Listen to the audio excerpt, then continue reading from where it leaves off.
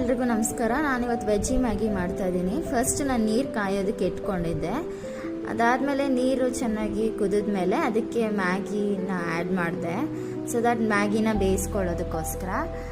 So ಈ ಥರ boil ಆಗ್ತಿರೋ ವಾಟರ್ಗೆ ನಾನು ಮ್ಯಾಗಿ ಆ್ಯಡ್ ಮಾಡಿದೆ. ಅದಾದಮೇಲೆ ನೆಕ್ಸ್ಟ್ ಬಾಣಲಿಗೆ ಒಂದು 2-3 ಟೇಬಲ್ ಸ್ಪೂನಷ್ಟು ಎಣ್ಣೆ ಹಾಕ್ಕೊಂಡೆ.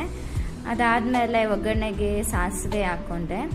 ಸೊ ಸಾಸಿವೆ ಚೆನ್ನಾಗಿ ಸಿಡಿದ ಮೇಲೆ ಅದೇ ಸಾಸಿವೆ ಹಾಕಿರೋ ಎಣ್ಣೆಗೆ ನೆಕ್ಸ್ಟು ಆನಿಯನು ಮತ್ತು ಕ್ಯಾಪ್ಸಿಕಮ್ನ ಆ್ಯಡ್ ಮಾಡ್ಕೊತಾ ಇದ್ದೀನಿ. ಅದು ಆ್ಯಡ್ ಮಾಡಿಕೊಂಡು ಚೆನ್ನಾಗಿ ಫ್ರೈ ಮಾಡ್ಕೊಬೇಕು ಸ್ವಲ್ಪ ಹೊತ್ತು.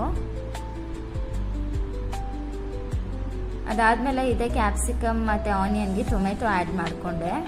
ಸೊ ಇಷ್ಟನ್ನು ಹಾಕಿ ಚೆನ್ನಾಗಿ ಮತ್ತೆ ಫ್ರೈ ಮಾಡ್ಕೊಬೇಕು ಸ್ವಲ್ಪ ಹೊತ್ತು ಚೆನ್ನಾಗಿ.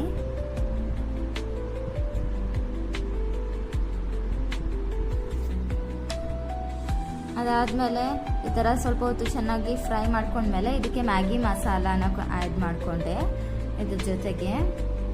ಸೊ ಅಂದರೆ 2 ಮ್ಯಾಗಿ ಮಸಾಲ ಪ್ಯಾಕೆಟ್ ಇತ್ತು, ಸೊ 2 ಹಾಕ್ಕೊಂಡೆ.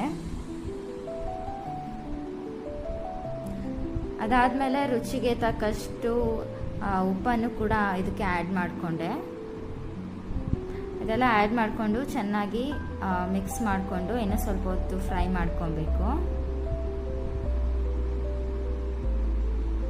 ಅದಾದಮೇಲೆ ನಾನು ಬೇಯಿಸ್ಕೊಂಡಿದ್ದಂಥ ಮ್ಯಾಗಿ ಸಪ್ರೇಟಾಗಿ ಬೇಯಿಸ್ಕೊಂಡಿದ್ನಲ್ಲ ಅದನ್ನು ಇದಕ್ಕೆ ಆ್ಯಡ್ ಮಾಡಿಕೊಂಡೆ. ಅದಾದಮೇಲೆ ಚೆನ್ನಾಗಿ ಮತ್ತೆ ಮಿಕ್ಸ್ ಮಾಡಿಕೊಂಡೆ.